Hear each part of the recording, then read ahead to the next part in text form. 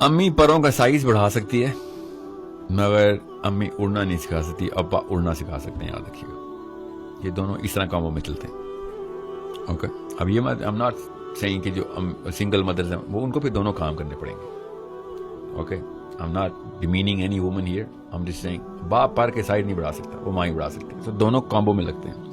اب کیا مطلب ہے پروں کے سائز کا؟ اور اڑان جو ہے نا, اڑان وہ باپ بتاتا ہے کتنی اونچی اڑنی ہے. اس کا مطلب ہے جو سپیریئر سائیکالوجی ہے نا وہ باپ سے آتی ہے. اوکے, اگر بچہ انفیریئر سائیکالوجی کا ہے تو ماں کو بلیم نہیں کریں گے, آپ باپ کو بلیم کریں گے.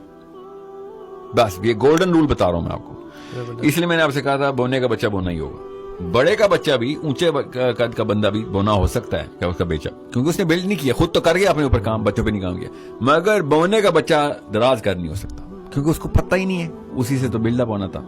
اور جتنے مرضی استاد آپ ہائر کر کے دے دیں, اگر باپ بونا ہے آپ کا بچہ ہاریزونٹلی تو اسٹریچ کر دے گا, قد نہیں پکڑے گا. محاورے سمجھ رہے نا میرے, آپ یہاں پہ محاورے بولو.